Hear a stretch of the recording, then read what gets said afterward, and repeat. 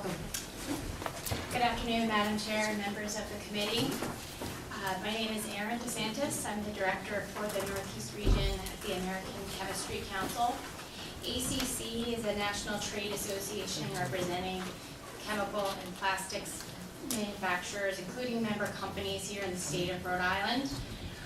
These companies directly employ over 3,000 people, and another 2,400 people are employed by plastics and rubber companies. As you probably already know, chemical manufacturing is the largest manufacturing industry in the state, offering $2.4 billion to the economy here. Our members are committed to the safety of our products, the protection of public health, and the sustainability of our environment. In recent years, there's been a lot of momentum behind product bans, including single-use plastic and polystyrene. Several cities, and I think the sponsor mentioned that 15 states have proposed bans on polystyrene as a way to solve the litter or waste problem. And we agree, polystyrene and other products, trash, should not be littered on the roadways, or it should not end up in our waterways. But we know from experience that bans do not fix these issues. Merely substituting one type of food service product for another will not result in any environmental improvement.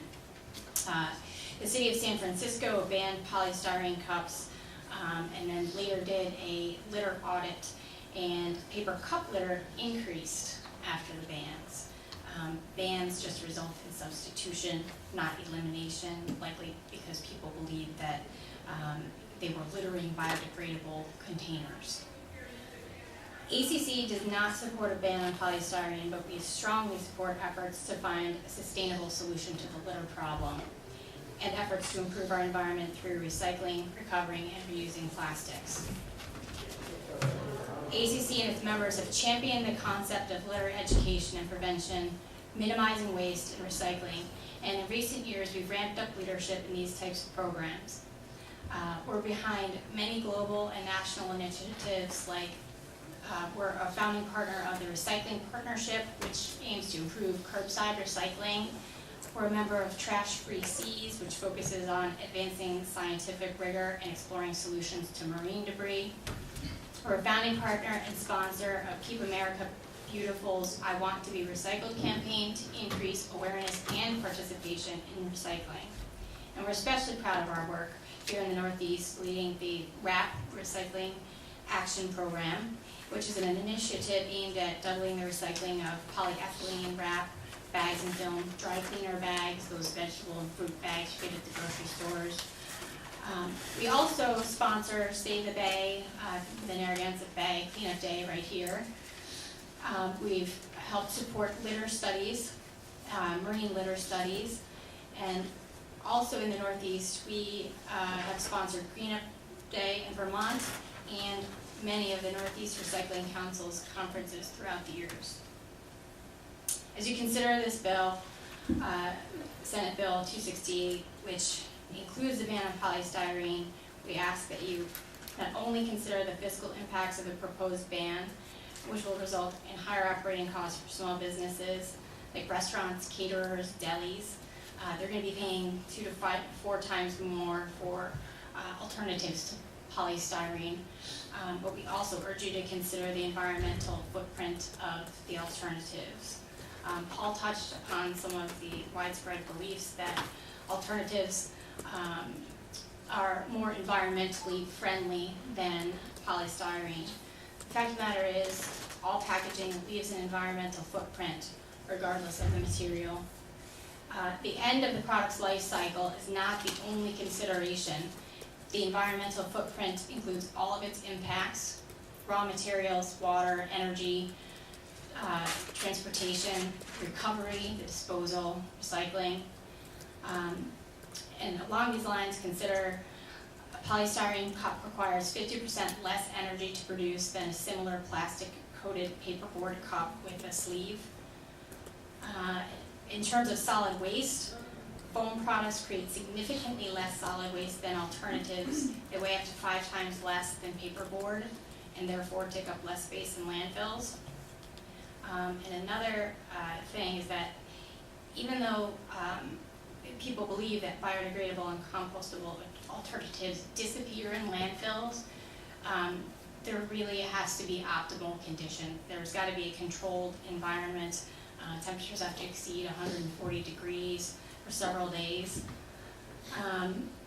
In conclusion, I'd like to say that the American Chemistry Council and its members are committed to working with industry and government to find a sustainable solution to the litter and marine debris problem. We don't believe that a ban alone will accomplish what the bill intends to do.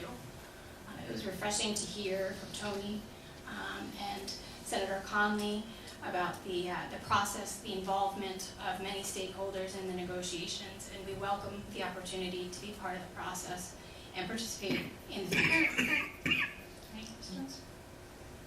Thank you very much, Erin. First of all, I appreciate you letting the committee know how much activity the Chemistry Council has been doing as far as recycling and so forth, and we do hope that continues, and I'm very appreciative of that. And I think it's the issue of, I think the looming issue is litter is a problem, but I do think a paper cup litter does biodegrade versus I picture foam going into the bay, going into our waterways, and that's one of my big concerns is the plastic getting into our waterways. And if a paper cup gets there, yeah, we don't like that, but that has a tendency to break down a lot in a safer manner than plastics. So that's my concern. I wish we could stop everyone from littering, and everyone would recycle. And we've really worked hard to working with resource recovery, and we have laws and incentives and with the state and municipalities for recycling, as you know. But still, litter is a problem. And but thank you for being here. Are there any questions? Thank you. Thank you. It looks like that concludes the witness list on all the bills, unless there's someone here who would like to speak on any of the bills.